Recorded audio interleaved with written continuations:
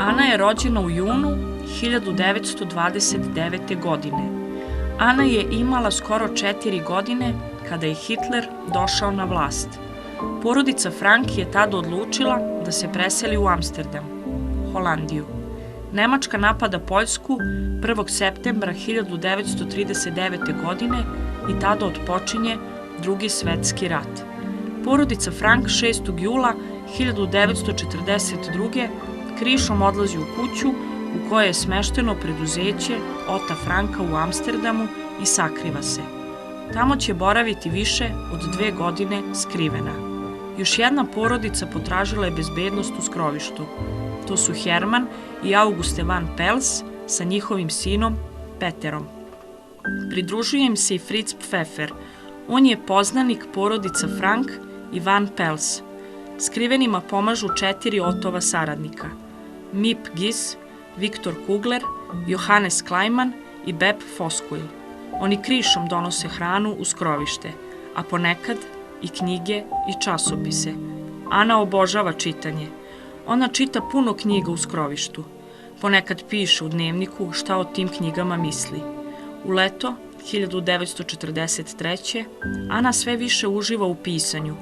Počinje da piše sopstvene pričice. Ponekad ih izmišlja, a ponekad opisuje stvarna dešavanja u skrovištu. U jesen 1943. Ana opisuje svoje tmurna osjećanja.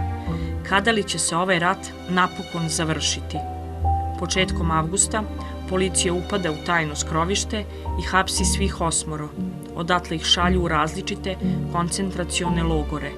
Nikada nije otkriveno ko ih je odao. Nemačka vojska se predaje 5. maja 1945. godine. Holandija je oslobođena. Kada se Otto vratio iz logora u Amsterdam, Mip mu je dala Anin dnevnik. 2 godine kasnije Otto štampa Anin dnevnik.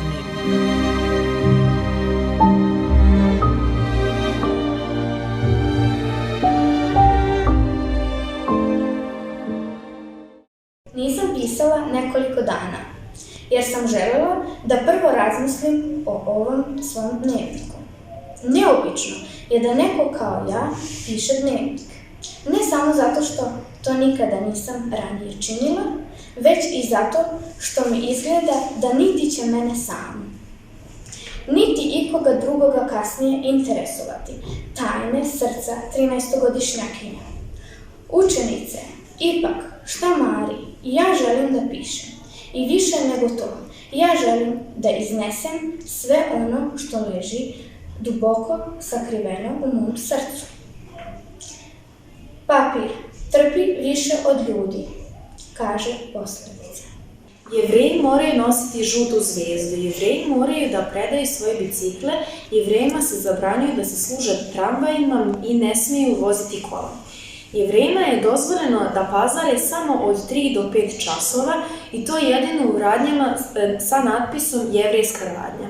Jevreji moraju biti u svojim kućama do 8 časova i čak ne mogu sedeti ni u svojim baštama poslije tog vremena.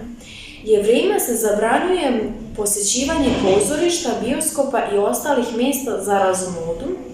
Jevreji ne mogu uzimati učešća u javnim sportovima, plivanje, tenis, hokej i drugi sportovi njima su zabranjeni.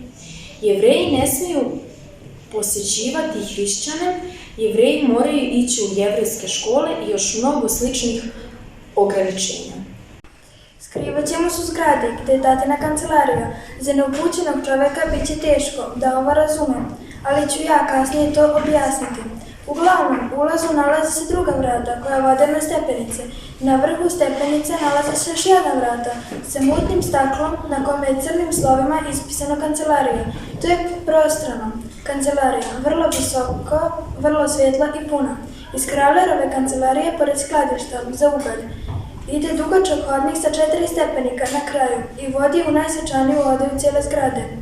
Direktorov kabinet, taman dostojanstven, namještaj, linoleum i tepsi na podu, radio, luksuzan luster sa prvoklasnim. Nachwort.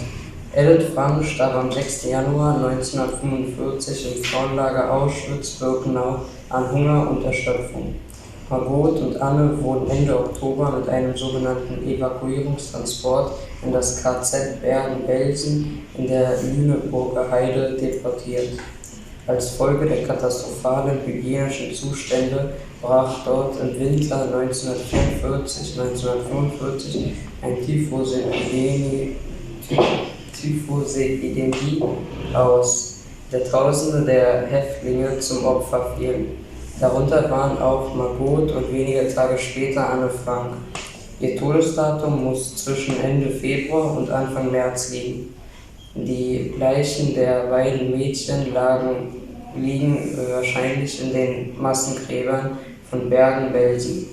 Am 12. April 1945 wurde das Konzentrationslager von englischen Truppen befreit. Otto Frank überlebte als einziger der 8 Untergetauchten die Konzentrationslager. Nach der Befreiung von Auschwitz durch russische Truppen gelangte er mit dem Schiff über Odessa nach Marseille. Am 3. Juni 1945 traf er in Amsterdam ein und lebte dort bis 1953.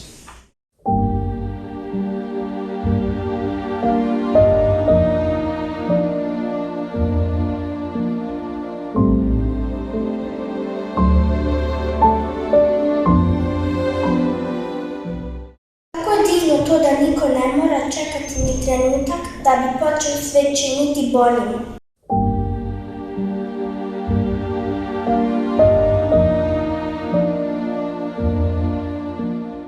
Svako ko je srećan, činit će druge srećnima. Sjeti se sve lepote koja oko tebe i budi srećan. Tamo gdje postoji nada, postoji i život. Ona nas puni svežom hrabrošću i ponovo nas čini jakima.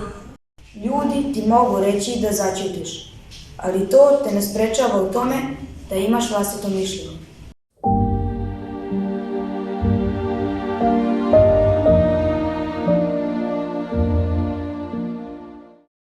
Veličina čoveka ne leži u bogatstvu i moći, nego u karakteru i dobroti. Ljudi su samo ljudi i svi ljudi imaju mane i nedostatke, ali svi se mi rodimo dobri.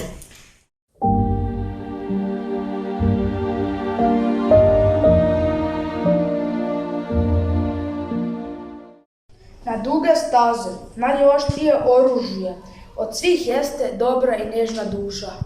Roditelji mogu dati dobar savjet ili usmjeriti dijete na pravi put, ali konačno formiranje nečijeg karaktera leži u njegovim vlastitim rukama. Smej se svemu i zaboravi sve ostalo.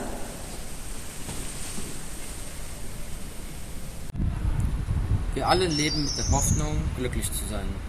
Svi živimo sa željom da budemo sretni.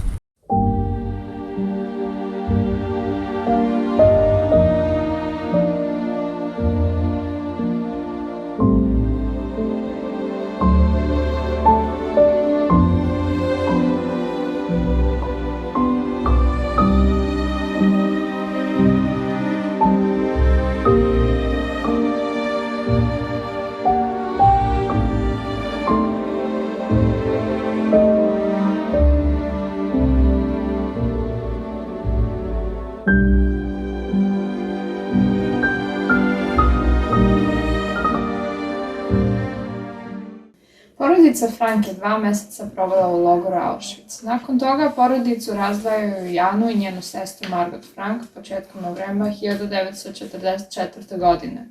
Odvedu u logor Bergen-Belsen. Uslovi života u logoru bili su veoma loši. U barakama gotovo da nije bilo mesta. Zatvorenicima je bilo hladno, nedostajalo je hrane i uslova za higijenu. U logoru Ana susreće svoju školsku drugaricu Hanu. Hana pokušava da pomogne Ani i Margot, tako što im preko bodljikave žice prebacuje paket odeće i malo hrane. Zbog loših uslova u logoru početkom 1945. godine pojavila se opaka bolest kojom se zarazio veliki broj zatvorenica. Tifus je odneo mnogo žrtava. Svu snagu, volje i borbenosti Ana i Margot nisu uspjele da pobede bolest. Koncentracioni logor Bergen-Belsen je oslobođen nekoliko sedmica nakon smrti Margot i Anne Frank. Bergen-Belsen je sada memorijalni centar koji čuva sećanje na desetine hiljada žrtava stradalih u ovom logoru.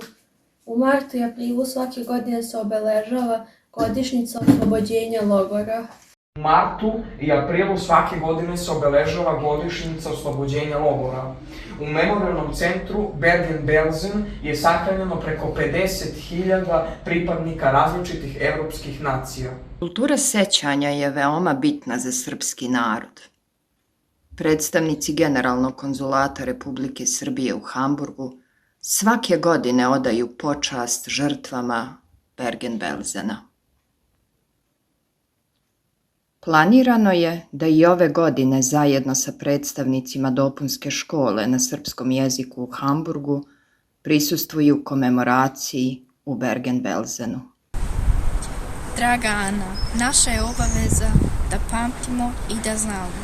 Zbog tebe, zbog nas i zbog onih koji tek dolaze.